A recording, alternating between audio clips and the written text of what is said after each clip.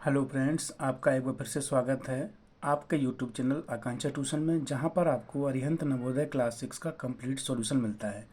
आज की वीडियो में हम लोग पढ़ेंगे मैथ्स का चैप्टर 4, जिसमें हम लोग प्रयास कीजिए कि क्वेश्चन सॉल्व करेंगे। और चलिए स्टार्ट करते हैं। हमारे पास लिखा हुआ पहला क्वेश्चन कि 20 के गुणनखंडों की संख्या है।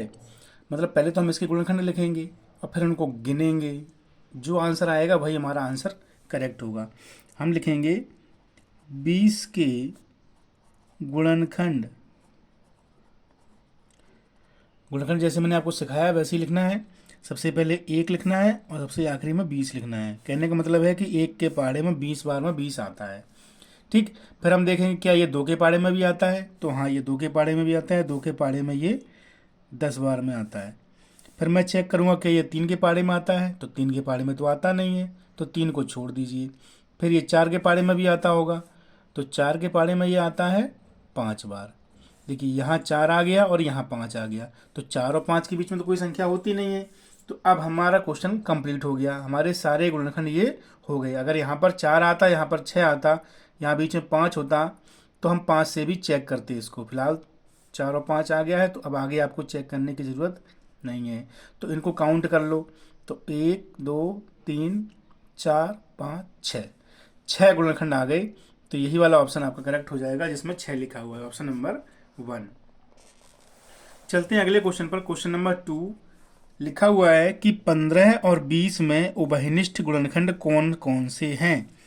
तो यहाँ पर आप लिखोगे, पहले थोड़ा सा मैं नीचे कर लूँ आपको दिखाने के लिए कि 15 के गुणनखंड,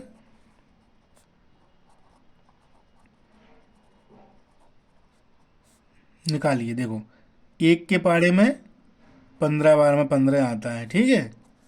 फिर 2 के पहाड़े में तो ये आता नहीं है, फिर ये आता है 3 के पहाड़े में, 3 बचे 15। अब 3 और 5 के बीच में बचा केवल 4, और 4 के पहाड़े में 15 आता नहीं है, तो ये हमारे गुणनखंड पूरे हो गए हैं। अब हमें नीचे लिखेंगे हम यहाँ पर 20 के गुणनखंड। 20 के गुणनखंड, अभी देखो जैसे आपने ऊपर क्वेश्चन में लिखे थे ना 20 के गुणनखंड, वही आप यहाँ पर लिख लेंगे।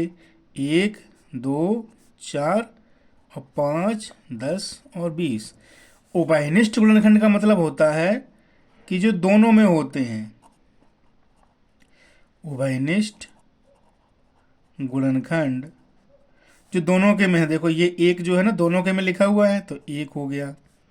इसके बाद में देखो 2 इसमें है, इसमें तो है नहीं, 3 भी नहीं है, 4 भी नहीं है, और ये देखिए 5, ये 5 भी दोनों के में है, ठीक है। और तो कुछ है नहीं, तो केवल 2 ही गुणनखंड ऐसे हुए जो दोनों के में थे। तो आपका ऑप्शन नंबर हो जाएगा ये थर्ड वाला। इसमें तो 2 लिखा हुआ, देखो 1 और 2, 2 ही तो बने गुणनखंड हुए, तो ये आपका ऑप्शन करेक्ट हो गया। चलते हैं अगले क्वेश्चन पर। लिखा हुआ निम्न में से 210 का गुणनखंड नहीं है। मतलब ऐसी कौन सी संख्या यहाँ पर लिखी हुई है जिसके पहाड़े में 210 नहीं आता है। तो देखिए आप ऐसे चेक कर सकते हो। पहले आप 5 का टेबल पढ़ोगे, 210 में 5 चौको 20, 1 आ गया, 2 हो गए, 5 दूनी 10। ये देखो पूरा पूरा काट दिया, इसका मतलब ये तो गुणनखंड है। अब 7 से चेक कर लो, 210, 7 या 21, पूरा पूरा कट गया, ये 0 पर पहुंच जाएगा, तो ये 0 भी कट जाएगा। तो देखो 7 से भी पूरा पूरा कट गया, इसका मतलब ये 7 भी गुणनखंड है। अब आप 8 से चेक करोगे, 8 दूनी 16 और 16 5 21 50, 8 छिंग 48। देखिए यहाँ पर 2 रिमाइंडर बच गया, 2 शेष बच गया। 8 से ये 210 पूरा पूरा डिवाइड नहीं हुआ, इसीलिए ये 8 ही एक ऐसी संख्या है जो इसका गुणनखंड नहीं है। यही आपका ऑप्शन करेक्ट हो जाएगा। चलते अगले क्वेश्चन में। क्वेश्चन नंबर 4, 110 के अभाज्य गुणनखंड कितने हैं। तो यहाँ पे करो पहले तो ऐसे ही, ठीक। ये अभाज्य गुणनखंड निकालने का तरीका है, जो मैंने आप ऊपर सिखाया था वो आपको केवल गुणनखंड निकालने का तरीका था। यहाँ पर आपको अभाज्य गुणनखंड निकालने वो इस तरीके से निकालते जैसे हम लोग लासा निकालते हैं ना, एलसीएम, वैसे ही। तो 2 55 बार जाएगा, फिर ये आपका 5 से जाएगा 11 बार, और फिर 11 से जाएगा 1 बार। तो इसका आंसर आया आपका 2 गुणे 5 गुणे 11। देखो कितने गुणनखंड हुए ये, 1 2 3।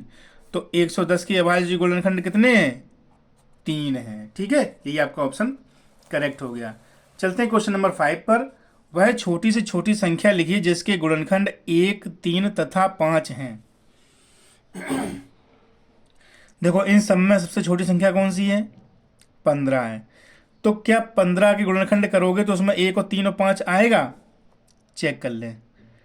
15 के गुणनखंड, देखो 1 के पाड़े में 15 बार आता है, ठीक है, और 2 के पाड़े में तो 15 आता नहीं है, 3 के पाड़े में आएगा, 3 पचे 15। तो देखो 1, 3, 5 तो इसमें आ गया, ठीक। अब आप चेक करें, ये जो 20 लिखा हुआ है ये 3 के पाड़े में तो आता नहीं है।